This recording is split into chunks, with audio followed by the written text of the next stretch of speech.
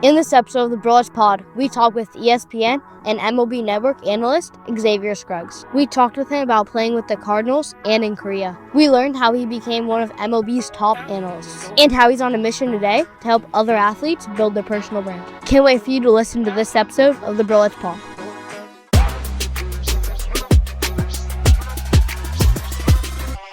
What's up, guys? So I am filming this from a hotel room in Las Vegas out here for a really cool event this week, but I had to come and tell you all about Arete Shades, our sponsor for today's episode. This is the sunglass brand that I started with Colt, the co-host of this podcast. Right now, we're running a special 2 glasses for $49. No code necessary. Just head over to areteshades.com and add 2 pairs to your cart. They'll magically be $49. And as usual, we're doing a giveaway because this is such a special episode with the X-Man, Xavier Scruggs. What we want to do is we want to give you guys a free pair of glasses, and we're going to bribe you to leave a comment on this episode on YouTube. So if you're listening on podcast, head over to YouTube, search for the Brolletts, and leave a comment on this episode. And the secret code word to leave in your comment is 6.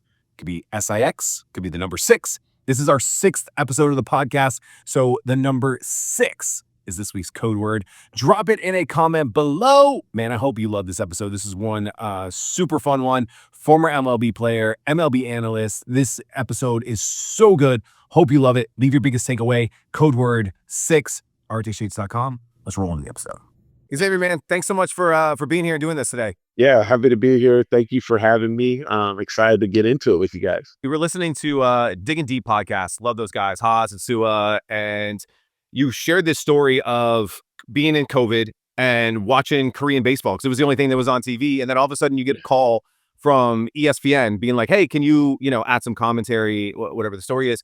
I'd love for you to take us back to that call. Maybe your thoughts getting it, like, hey, should I do this? Should I not? Hey, this sounds interesting. And kind of the spark that went off and then carried through to what you're doing today. Yeah, no, I think I vividly remember kind of getting that call just because it was 2020, a time and like everybody remembers pretty descriptively, right? And I was sitting at home. I hadn't been playing. I had just recently started to get some interest from going back to playing in Mexico, which is where I played the prior season. And but still a lot of uncertainty for me. So once I got the call to, hey, maybe talk about some of those experiences you had in Korea, it was almost like something that gave me like a new life. It was like, okay, I get to talk about something that I love doing first and foremost, but also something that I feel like changed my life. So once ESPN called me, it was almost like there was no other alternative. There was no not doing it. It was like, yes, I need to do this for the simple fact that it's going to give me something to not think about what's going on in the real world right now, but also like I get to talk about my amazing experience in a country that really changed who I was as a person, but also my family and those experiences there too. So it was definitely something I jumped at the opportunity for immediately. Did you do any media training or have anyone help you get confident on camera? You know what? I didn't do any media training. I had always kind of thought about doing media just a little bit after playing, just because I like the idea of storytelling. I like the idea of hearing about athletes' different journeys. I was always interested in like E60s and 30 for 30s. Like always loved seeing that stuff about athletes. So from a media standpoint, I never did any training, but I knew maybe there was an idea as to that could be something I could do after playing the game. You're working for 2 of the biggest media brands in baseball, ESPN and MLB Network. Plus, you're creating your own content on YouTube and other social media platforms. What's the biggest difference between creating content for big networks and doing it independently? Yeah, that's a great question because I think there are some similarities, but also some differences. I think the idea that for creating content on my own is almost like I can go wherever I want, right? Like I can go off script. I can be as creative as I want to be. I can develop my own ideas and nobody's going to tell me no. I can do it the way I want to do it. but also I want to be authentic to the people that are following me. I want to make sure that I'm saying the right things that are true to my identity. And when it comes to linear television and ESPN, MLB Network, there's normally kind of a script as to what your go along, right? Some certain things that you're supposed to talk about, certain boundaries that you're not supposed to cross. And certain areas that you don't want to go. Otherwise, you may be penalized or you may be scrutinized. So I try to keep those definitely a little bit separate, but I try to blend those too, because I want people to, the ones that are following me via social media and who kind of know me a little bit more authentically, I want them to be able to say, okay, I want to watch what X is talking about on ESPN or MLB Network and vice versa. The people that are watching me on linear, I want to learn more about the behind the scenes of X and what he's doing on a day-to-day basis, his family, some of the experiences he's having outside of actually being on TV. Do you think that one fuels the other? Like you said, the bigger you build your personal brand, the more those people, there's going to be overlap to, hey, let me go check out X on MLB Network, or let me go check out something else that he's doing. And then the same thing using linear, right? Using an ESPN game to, hey, let me Google this guy. Let me see what he's up to. And maybe that growing the other side as well. Like from your own standpoint of building your own brand, how do you see those playing together? Yeah, I mean, I think you're spot on. I think it's a necessary thing to have like the thought process of, okay, I want to make sure everybody's under one umbrella at one point, right? Like I want to make sure that I'm bringing people towards what I have to offer, because in all honesty, and we've seen this in every single sport, broadcasting is not forever. I want to create a community of people that can come along with me, whatever I'm doing. If I stop talking about baseball, I want them to come along the next thing that I'm very passionate about and know that they'll get the same person. Those are the things that I try to keep thinking about. But to your point, it's definitely something that blends in, and you want to try to use one for the other as much as possible, because it only helps you and then it helps the network as well, right? Like if you have a good following that is, I guess, very, very adamant about watching what you do, you know that network is going to know that they have those viewers for a long period of time. I know we started this off by you getting that call from ESPN and one thing leading to another, and taking advantage of those opportunities. Not every player is going to get that call, right? Like not, the second string catcher isn't going to get that call to, hey, we want you on ESPN tonight. What do you say to those guys who maybe want to start doing something and building their own brand? And I'll preface that by saying in the NFL world, the two biggest personalities are a punter and a center right now. Yeah. Like Yeah. McAfee and Kelsey. So you don't have to be the quarterback. You don't have to be the shortstop. You don't have to be, there's a really cool opportunity for these guys right now that Right. key names in the game.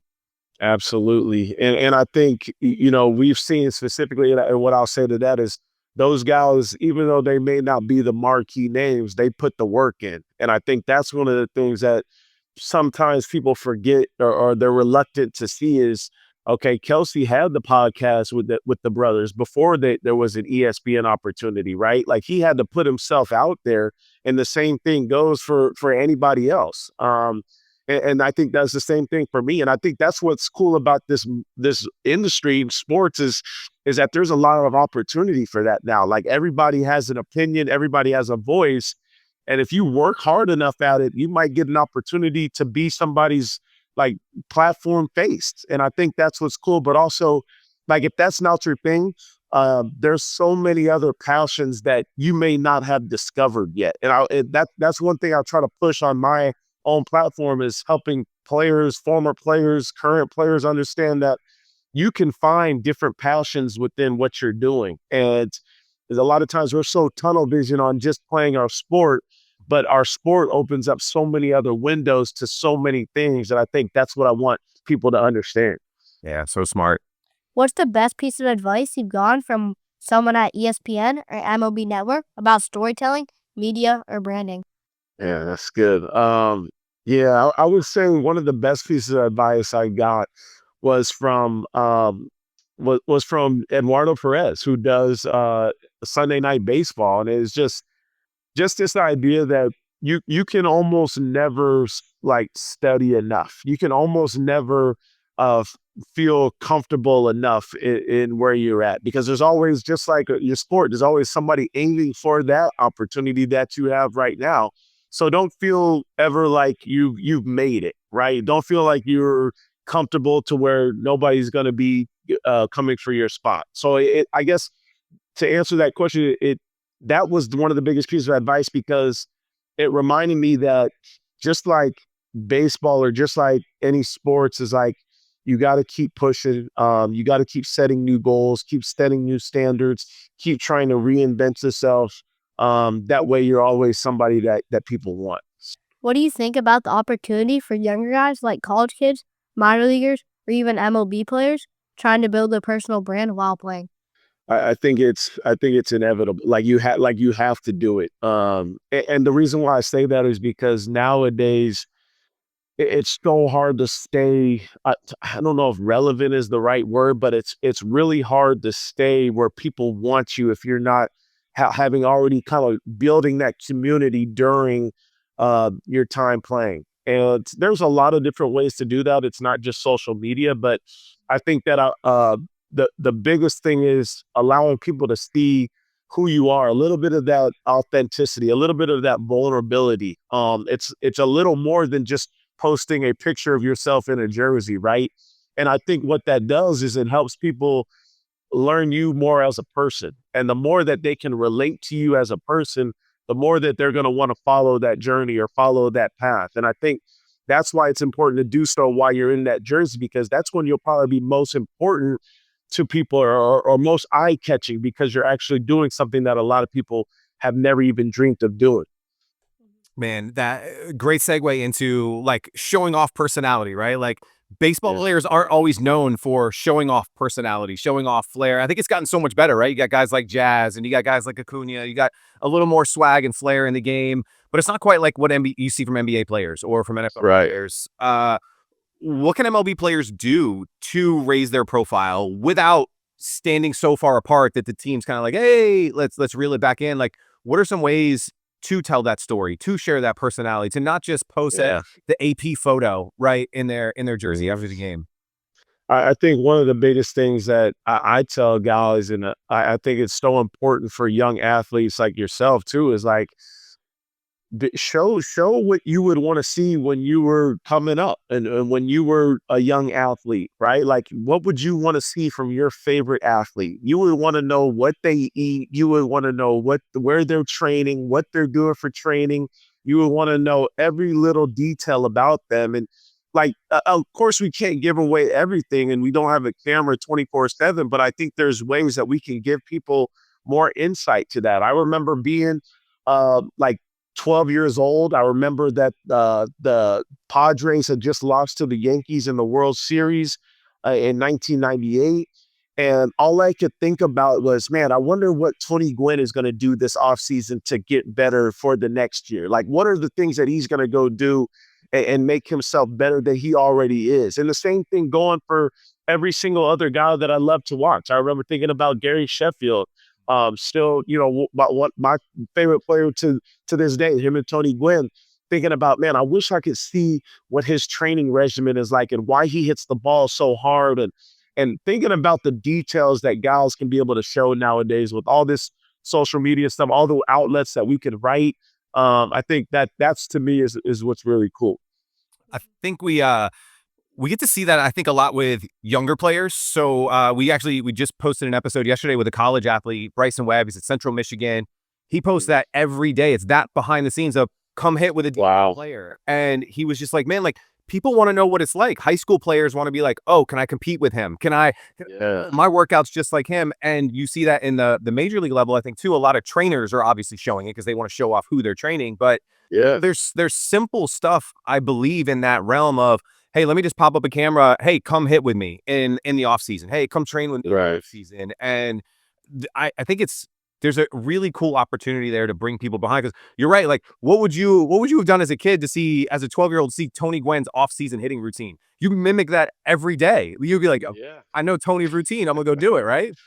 Exactly. And I think that's where, to me, like I think about guys and how much time they spend in the cage, how much time they spend throwing bullpens, how much time they spend looking at video of themselves. Like tell the young athlete what you're looking at. What are you trying to find? What are you trying to tweak? What adjustments are you trying to make?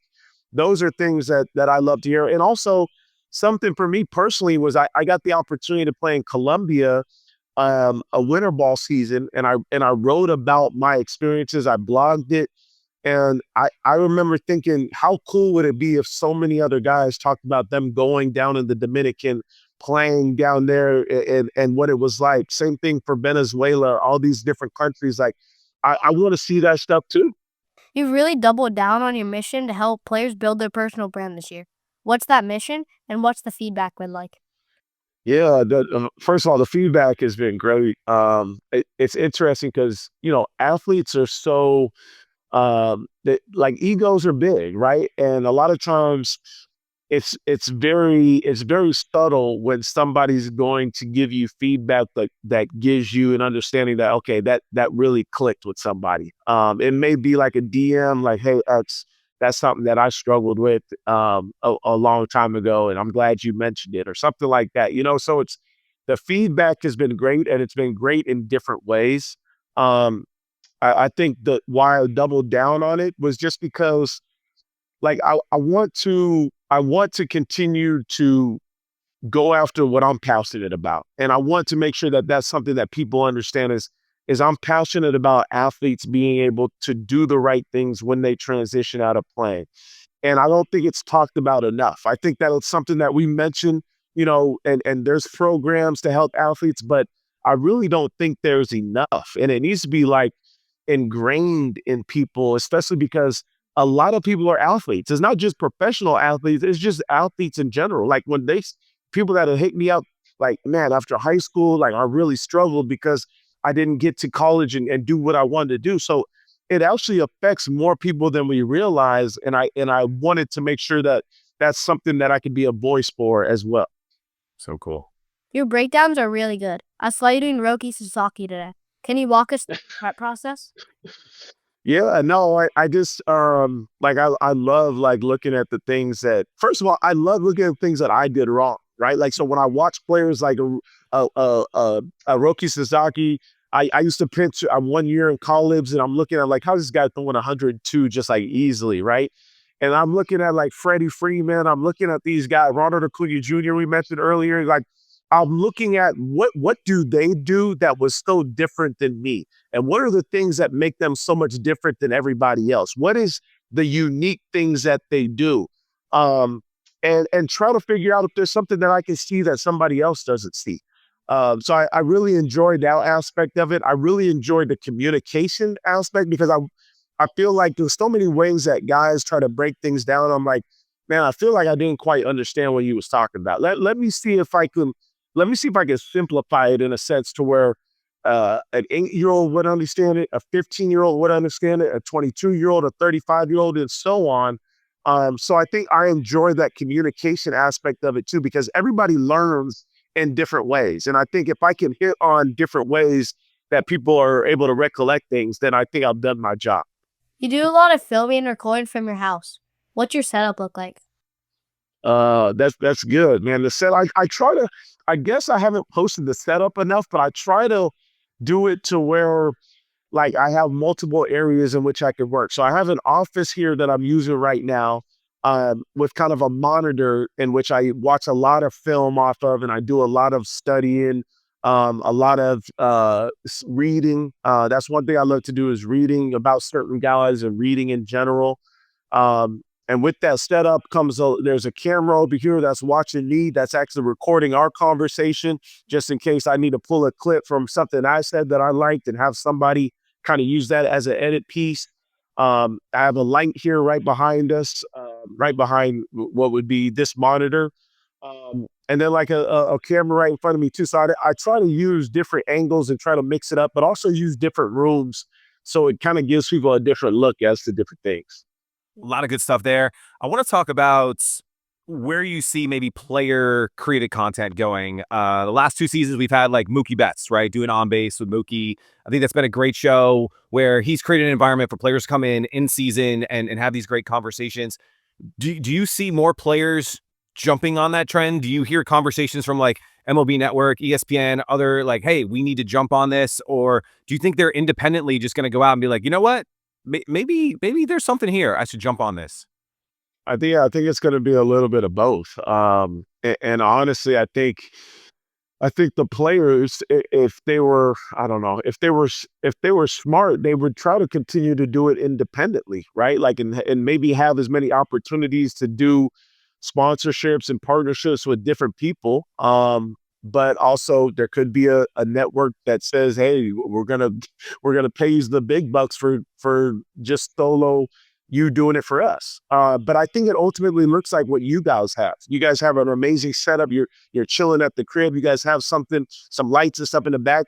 That to me, like what Micah Parsons does with the Cowboys, that to me is ultimately where a lot of people are gonna go. And maybe even we start seeing them do more live streaming and just kind of live streaming their batting practices, live streaming their bullpens. I think that's an area that's kind of untapped right now that I think we eventually kind of see from athletes as we talk about that behind the scenes. I think that's an easy thing for them to do because they're doing it anyway. It's almost just like set up the camera and let it go. I think that's a big piece of it is how do you film what you're doing anyway, right? Like, so it's not a distraction. It's not a distraction to your teammates or to anybody else. It's like, hey, I'm going to the cage. I'm gonna get, an extra 30 minutes of work today. Why don't I just set up a camera, right? And doing the work anyway. And I think for some of the younger guys, like, again, talking to some of the college athletes we've been interviewing for the show, it's like, hey, I got to get in my extra work. Like, I got to do my extra work anyway. I go get 30 minutes of fielding in, some infield work in today. Let me just set up a camera and it's going to A, create accountability to go do the work. B, I get to post about it's like a win-win type situation. Yeah. Really yeah. No, the accountability is huge too, because I think, and I'm sure you guys feel this too, is like anytime you've already set something up to where, okay, I want to create something, I got to make sure I go do it. And then I want to do it consistently, just like any other repetition for whatever sport you're playing or practice. Like you're trying to get those reps in. The same thing goes for creating that content. And then once you start seeing the feedback from your community, then it's like, oh yeah, I want to keep doing that more. People are enjoying this. I want to do more of it. So that's a great point. Where do you see the intersection of sports and media heading over the next 5-10 years? What opportunities do you think athletes should be preparing for today? Yeah. Oh man, that's good. I think a lot of it is going to be looking like streaming, like we talked about. Like I think, it's an area that as athletes continue to put a lot of work into certain things, it's almost like, okay, let me just let that camera run, and let it do its thing. And then, and also we talked about breakdowns. I think that's something that we're going to see a lot more with technology. That's something that athletes, they're using more and more. And I think that naturally becomes a part of broadcasting, becomes a part of media more. You start to see it more with NFL. Dan Orlovsky always like using the iPad, breaking guys down, whether it's at home at his crib in the kitchen or it's on ESPN. And I think that's what you're starting to see more with these different sports is they're going to be breaking stuff down and giving fans more insight to what players are actually thinking while they're on the field. Kind of like I produced with Show and Go last year. Just wanted people to see, hey, this is what guys are thinking. And I'm looking to continue to do more of that. If you can give one piece of advice to a young athlete thinking about building their personal brand today, what would it be? Yeah, I think one thing would be just like I would tell them playing sports is like, don't compare yourself to anybody else, right? Like there's going to be so many kids that and so many athletes that are doing certain things. Like you don't have to do that. You can be your own person. You don't have to have 1 million followers, right? You want to show people your true identity. You want to show people what you like to do. You want to show people your passions. And that to me will ultimately get you of where you want to be with your brand. And important to show how much hard work you put into it. I think that's one thing that I learned along the way is that college coaches, the scouts, like whoever it is, they're all often looking at people's social media. They want to see what that person is like off the field too. But if I can show you that I'm always working hard, like I'm always posting me getting work done, I'm doing something on the field, I'm studying, whatever it may be. That's what I think is important as well, because that's going to help you get to where you want to go. Man, so good. We're gonna jump into a really fun section. He put together some rapid fire questions for you. Cool. So I think this should be really fun. I'll let you take it away, man. Korean food or American food? Oh, Korean food. I can eat Korean barbecue all day, every day. Oh my goodness. Now you make me hungry, man. Uh, no, but I like all different types of food too. I have my wife is Cuban, so I love Cuban food as well. I'm one of those guys that'll try everything. What's your favorite on-field moment in Korea? Favorite on-field moment in Korea?